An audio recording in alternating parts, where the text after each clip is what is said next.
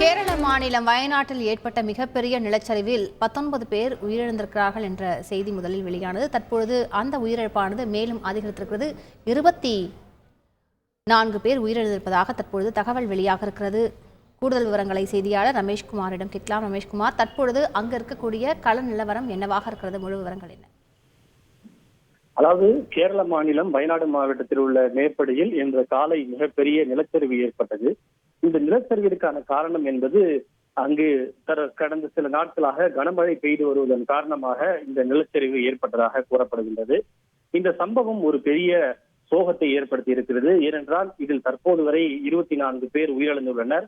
அங்கு தேயிலை தோட்டங்களில் பணிபுரிந்து வந்த 100க்கும் மேற்பட்டோர் மாயமாக்கி இருப்பதாக தகவல் கிடைத்திருக்கிறது. பலர் காயமடைந்திருக்கின்றனர். உயிரிழப்புகள் இன்னும் அதிகரிக்க கூடுமோ என்கிற ஒரு அச்சமான ஒரு சூழல் காணப்படுகின்றது. இதனால் தான் இந்த சம்பவம் ஒரு பெரிய துயரத்தை ஏற்படுத்தி இருக்கிறது. இன்னும் அடுத்த 2-3 நாட்களுக்கு மழை பெய்யக்கூடும் என்றும் கூட எச்சரிக்கை விடுக்கப்பட்டுள்ளதால் சூழல் இன்னும் மோசமாகுமோ என்கிற ஒரு அச்சமும் கூட ஏற்பட்டிருக்கின்றது. இந்த நிலையில்தான் இது தொடர்பாக பிரதமர் மோடி, எதிர்க்கட்சித் தலைவர் ராகுல் காந்தி உள்ளிட்டோர் தங்களுடைய இரங்கலை பதிவு செய்து நிவாரணங்களை கூட அறிவித்துள்ளனர். இந்த நிலையில் இந்த சம்பவம் தொடர்பாக மக்களவையில் வழக்கமான அலுவலை ஒத்திவைத்துவிட்டு விவாதம் நடத்த வேண்டும் என கேரள மாநிலத்தை சேர்ந்த காங்கிரஸ் எம்பி ஹிபியுடன் ஒத்திவைப்பு தீர்மான நோட்டீஸ் ஒன்றை அளித்திருக்கிறார். இன்று காலை மிகப்பெரிய நிலச்சரிவு மேற்படி மாவட்டத்தில் ஏற்பட்டிருப்பதாகவும் மீட்பு பணிகள் வேகமாக நடைபெறுவதையும் அதே போல பாதிக்கப்பட்டவர்களுக்கு தங்களால் இயன்ற அனைத்து உதவிகளையும் வழங்கப்படுவதை மத்திய அரசு உறுதி செய்ய வேண்டும் எனவும் இது தொடர்பாக மக்களவையின் வழக்கமான அலுவலை ஒத்திவைத்துவிட்டு விவாதம் நடத்த வேண்டும் என அந்த ஒத்திவைப்பு தீர்மான நோட்டீஸில் கொடுக்கப்பட்டிருக்கின்றது. ஏற்கனவே ராணுவம் கூட சற்று முன்னதாக தெரிவித்திருந்தது. அங்கு மருத்துவ பணியாளர்கள் உட்பட சுமார் 225 ராணுவ வீரர்கள் அனுப்பப்பட்டிருக்கின்றனர் என்று ராணுவம் தெரிவித்திருந்தது.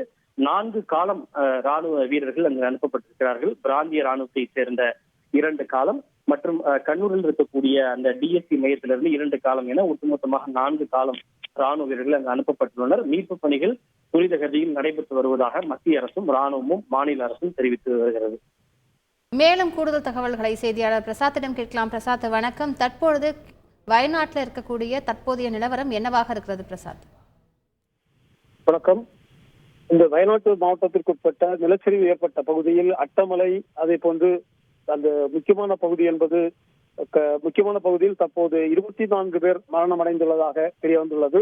இந்த பகுதியில் தொடர்ந்து மீட்பு பணி நடைபெற்றுக் கொண்டிருப்பதால் இந்த முண்டக்கை பகுதியில் மட்டும் இன்னும் அதிகமான நபர்கள் உயிரிழந்திருக்க வாய்ப்பு இருப்பதாகவும் அது சம்பந்தமான உறுதியான தகவல்கள் வெளிவரவில்லை என்றாலும் இதுவரை 24 பேரது மரணம் என்பது உறுதி செய்யப்பட்டிருக்கின்றது. இதற்கு மேலாக சூரல் மலையில் 36 பேர் மரணமடைந்த தகவலும் வெளிவந்துள்ள நிலையில் அது சம்பந்தமாக அரசு தரப்பிலிருந்து அதை உறுதி செய்வதற்கான நடவடிக்கையும் தொடர்ந்து மேற்கொள்ளப்பட்டு வருகின்றது. இதற்கிடையே இந்த பகுதியில் இருக்கின்ற அந்த படவெட்டி குன்று, அதே போன்று பப்பேட்டன் மலை ஆகிய 2 மலைகளிலும் 100க்கும் மேற்பட்ட மக்கள் வெளியேற முடியாமல் தவித்துக் கொண்டிருந்த நிலையில் அவர்களை மீட்கும் பணியும் இன்னொரு பக்கத்தில் நடந்து கொண்டிருக்கின்றது. இதற்கிடையே கோழிக்கோடு 122 பெட்டாலியன் அந்த பிரிவிலிருந்து டெரிட்டோரியல் ஆர்மி வீரர்கள் அவர்கள் அங்கே வயநாட்டிற்கு சென்று கொண்டிருக்கிறார்கள். அவர்கள் கூடுதலாக இந்த மீட்பு பணியில் ஈடுபட இருக்கின்றார்கள். இதற்கு மேலாக ஏர்போர்ட்ஸினுடைய ANH MI-17 என்கின்ற 2 சாரங் ஹெலிகாப்டர்கள் முதலில் அங்கே சென்ற நிலையில் அங்கே தரையிறங்க முடியாததால் திருப்பி கோழிக்கோட்டுக்கு அவை சென்றுள்ளன. தொடர்ந்து அந்த பகுதியில் ஹெலிகாப்டர் மூலமாக மீட்பு பணி அந்த பகுதியை அடையாளம் காண்பதற்கான நடவடிக்கைகளும் தீவிரமாக மேற்கொள்ளப்பட்டு வருகிறது.